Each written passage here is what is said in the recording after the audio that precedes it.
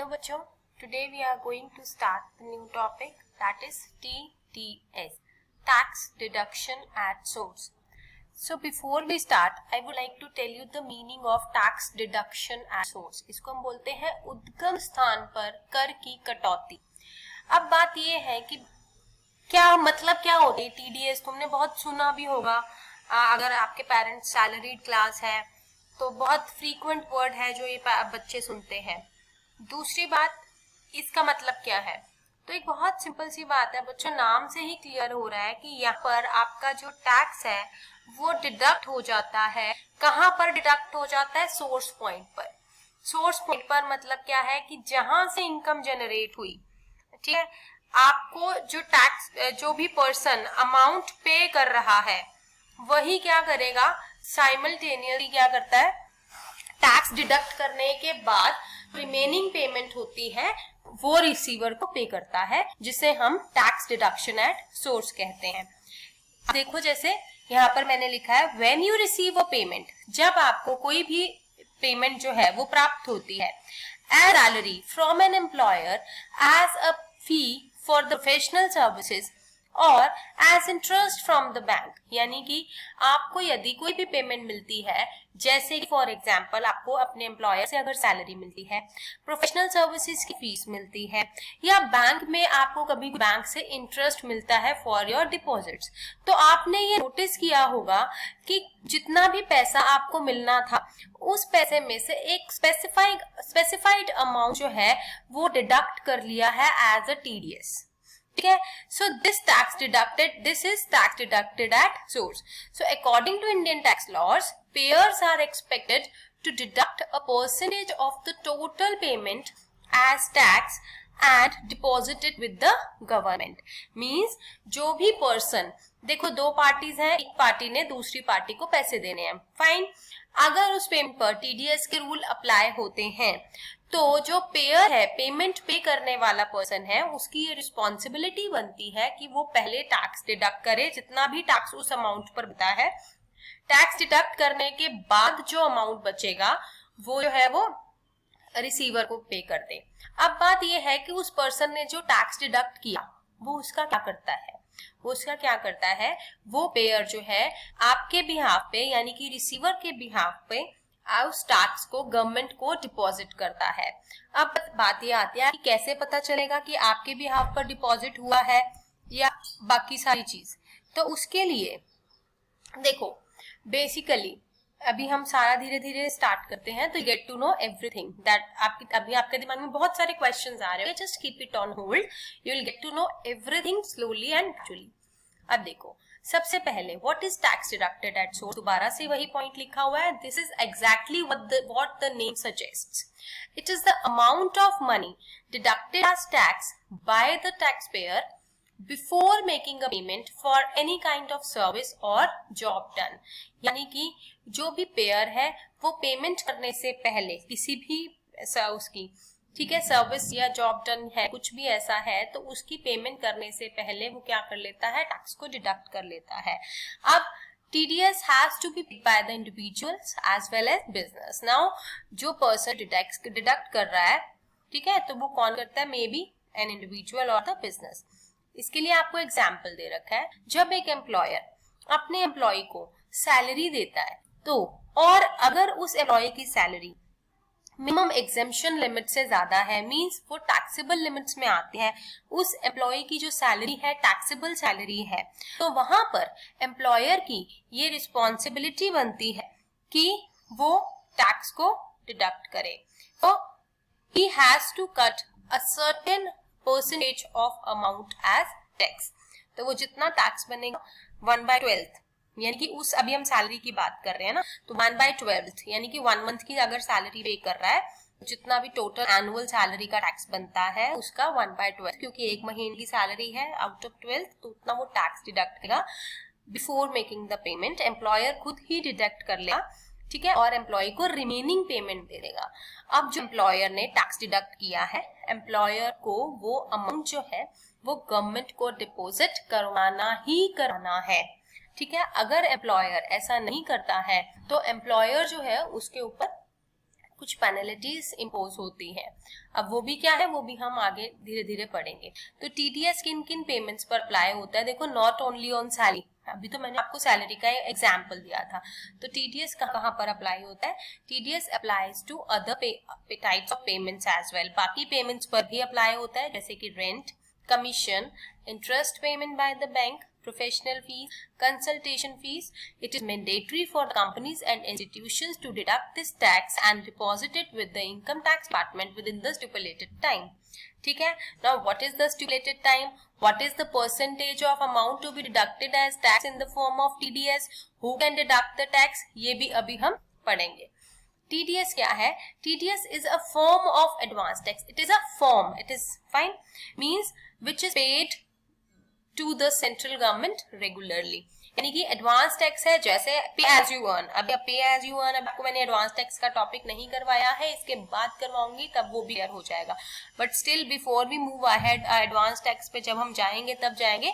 But एक brief advance tax, बच्चों नाम से ही पता चल रहा है, the tax is advance, means it is pay as you earn. जब कमाया उसी वक्त उसके ऊपर आपने टैक्स पे कर दिया। नॉर्मली हम प्रीवियस ईयर की इनकम के ऊपर जो टैक्स है वो असेसमेंट ईयर में पे करते हैं, लेकिन पे एज यू अर्न और एडवांस टैक्स की वो क्या कहते हैं कि जिस वक्त कमाया उसी वक्त उसके ऊपर टैक्स पे कर दिया। अब उसके भी कुछ अलग रूल्स हैं, वो भी हम अभी पढ़ेंगे। सो यहाँ पे देता है the responsibility of making the payment lies with the pair. Pair कौन सा है? ये टैक्स पेयर नहीं है, ये पेमेंट करने वाला व्यक्ति है। जैसे कि अभी मैंने आपको एम्प्लॉयर और एम्प्लॉय की बात की थी, ठीक है? तो यहाँ पर एम्प्लॉयर पेयर है, एम्प्लॉय को वो पैसे दे रहा है, तो यहाँ पर एम्प्लॉयर की ये रिस्पॉन्सिबिलिटी बनती है कि वो टैक्स को डिडक्ट करे और गवर्नमेंट को डिपॉजिट कराए, और वो जो टैक्स वो एम्प्लॉय के बिहाफ पर ही डिपॉजिट होगा, वो एम्प्लॉय की रिटर्न में ही रिफ्लेक्ट होगा। क्लियर? आगे देखो, यहाँ लिखा है लास्ट में, if TDS is deducted from a payment made to you, you can claim it while filing your annual returns। यानी कि अगर आपकी किसी भी पेमेंट में से कोई टैक्स डिडक्ट हो, अब जब आपकी एनुअल इनकम आपने कैलकुलेट की, आप सोच के आपका तो इसके ऊपर ऑलरेडी इतना टैक्स बना हुआ है, तो आपको अगर आप 2 बार थोड़ी टैक्स पे करोगे, तो अब आप क्या करते हो, जब आप एनुअल रिटर्न अपने फाइल करते हो, आप वहां पर क्लेम कर सकते हो।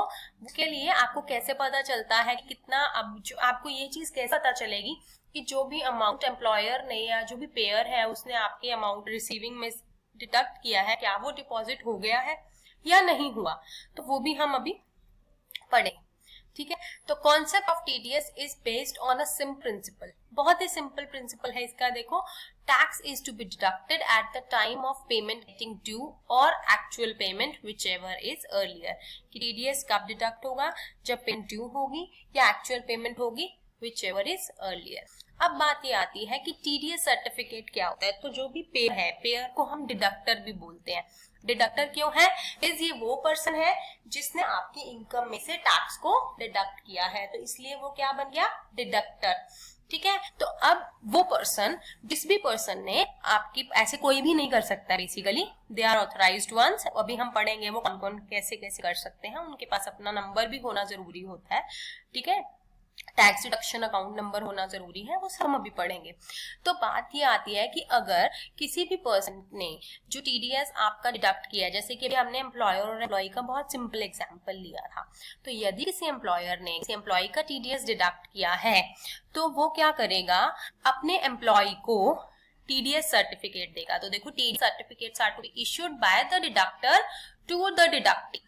ठीक है? यानी कि डिडक्टर कौन है? जिसने पेमेंट दी और टैक्स काटा, और डिडक्टी कौन है? जिसने पेमेंट रिसीव की और पेमेंट में से ऑलरेडी टैक्स डिडक्ट हुआ था। So there are mainly 2 types of TDS certificates issued by the deductor. Mainly 2 तरह के होते हैं, फॉर्म 16 और फॉर्म 16A। अब ये क्या होता है?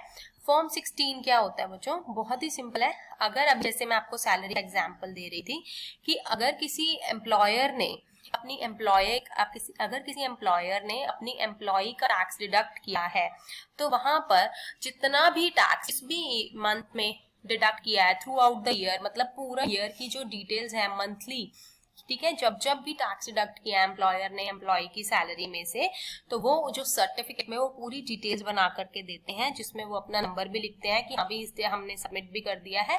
तो वो जो टीडीएस सर्टिफिकेट है उसको हम बोलते हैं फॉर्म 16। ठीक है, but this form 16 is only in case of salary, यानी कि सिर्फ सैलरीड के केस में है, जो एम्प्लॉयर एम्प्लॉय को डिटेल्स देता है। उसके अलावा जो भी टीडीएस की डिटेल्स होती हैं that is issued in the form number 16A। तो देखो यहाँ पर मैंने लिखा है form 16A which is issued in all cases other than salary, salary के अलावा।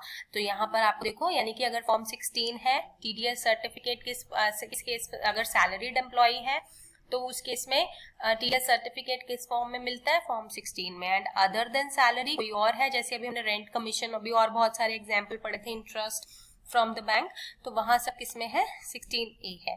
आगे देखो, अब बात ये है 26AS। What is 26AS? Again this is very important term that you must know, ठीक है, ये आपकी प्रैक्टिकल लाइफ में भी बहुत इंपॉर्टेंट टर्म है। तो 26AS क्या है बच्चों? This is annual consolidated tax statement that can be assessed from the income tax website by the taxpayers using their PAN number. If you have paid taxes on your income or the tax has been deducted from your income, the income tax department already has these details in their database. You could refer to your form 26AS for the details of your income on which taxes have been deducted, as well as the taxes have been paid by और on your behalf by the deductor. मतलब क्या है बच्चों कि अब बात ये है कि उन्होंने डिडक्ट किया, आपको डिटेल दे दी कि देखो हमने ये टैक्स आपकी सैलरी में से डिडक्ट किया या आपकी पेमेंट में से डिडक्ट किया, आपको सर्टिफिकेट दे दिया। नाउ अब उनकी ड्यूटी बनती है कि वो उस टैक्स को गवर्नमेंट को डिपॉजिट कराए। Now how you come to know about it कि जो टैक्स उन्होंने डिडक्ट किया था वो डिपॉजिट हो गया है, आपको कैसे पता चलेगा? उसके लिए आप डिपार्टमेंट की, इनकम टैक्स डिपार्टमेंट की वेबसाइट पे जाइए, वहां पर उनके पोर्टल पे आप अपना पैन नंबर डाल के आप अपना अकाउंट बंद करेंगे। वहां पर जो डिटेल्स होंगी, ठीक है, वो वहां पर की जो डिटेल्स है पूरी आपकी एनुअल स्टेटमेंट होगी, जो कि फॉर्म नंबर 26AS में होगी। ठीक है, तो वहां पर आप अपने कंसोलिडेटेड टैक्स स्टेटमेंट एनुअल निकाल सकते हो, जिसमें पूरा लिखा होगा कि इस टैक्स डिडक्टर अकाउंट नंबर वाले पर्सन ने, उसका ये नंबर है, आपके बिहाफ पर इतना टैक्स जो है वो डिपॉजिट किया है। तो अगर टैक्स इन केस आपका एक्स्ट्रा डिपॉजिट हो चुका है, टीडीएस डिडक्ट हो चुका है, तो आप रिफंड क्लेम कर सकते हो। ठीक है, अब बात आती है कि 26AS जो है उसमें सिर्फ आपके टैक्सेस की डिटेल्स नहीं होती हैं, इसमें आपके सारे रिफंड्स की भी डिटेल होती हैं that have been received by you during the relevant financial year. उस पर्टिकुलर ईयर में, अभी मैंने आपको बताया, it doesn't contain only the detail of tax paid but it also has the detail of tax refunds. Fine, उसमें जो आप जिस भी पर्सन ने टैक्स का डिडक्शन किया है, जो टैक्स डिडक्टर है, उसका नेम और उसका टैक्स डिडक्शन अकाउंट नंबर भी लिखा होता है फॉर योर वेरिफिकेशन। तो आप देख सकते हो, आप उस पर्सन से फॉर्म 16 ले रहे हो, ठीक है, और आप 26AS अपने पोर्टल पे खोल के देखो किसने कितना काटा था और कितना डिपॉजिट हुआ। तो इन case of any discrepancy you can approach. ठीक है, आप डिस्क्रिपेंसी क्या है, मान लो उन्हें कम डिपॉजिट कराया है, तो पहले आप डिडक्टर से बात करोगे, अगर उनके पास पूरी डिटेल्स है तो आप जो भी डिडक्टर को ही है मेनली आप रेक्टिफिकेशंस के लिए बोलते हो। तो tax payer is required to verify these details in the form 26AS and highlight the discrepancy in the details. highlight the discrepancy यानी कि कोई भी डिस्क्रिपेंसी है। डिस्क्रिपेंसी क्या है कि जो इनकम या टैक्सेस है या वो अंडर रिपोर्टेड है या वो ओवर रिपोर्टेड है, यानी कि आपने इनकम या टैक्स ज्यादा या कम टैक्स डिडक्टर ने कर दिया है, तो in that case you will be immediately reporting it to the deductor कि ये रेक्टिफिकेशंस की जाए, this is not as per my fault. Now the point is what are the due dates for the payment of TDS by the deductor. अब जो भी payment मैंने आपको बताया है कि टीडीएस में डिडक्टर को क्या करना है, टीडीएस को डिडक्ट करना है और उसको मंथली वो गवर्नमेंट को डिपॉजिट कराना है। So what is the due date? Normally the due date is the next month की 7th of next month in case of TDS. याद रखना, देखो अप्रैल से स्टार्ट होगा सेशन, मार्च में खत्म होगा, अप्रैल में 7th of May, next month में हो गया ना, मई का नेक्स्ट मंथ जून, तो 7th जून, जून की 7th जुलाई, जुलाई की 7th August, September, October, November, December, January, February, March and मार्च की, यहाँ पर this is the difference, this would not be 7th of April of next year, it would be 30th April of next year. Remember, जब financial जिस साल आपका close हुआ उस साल की नेक्स्ट जो भी फाइनल टीडीएस स्टेटमेंट की डिपॉजिट की डेट है that is 30th April of the next year. That's all for today. We'll be continuing with the chapter in the next lecture. Take care.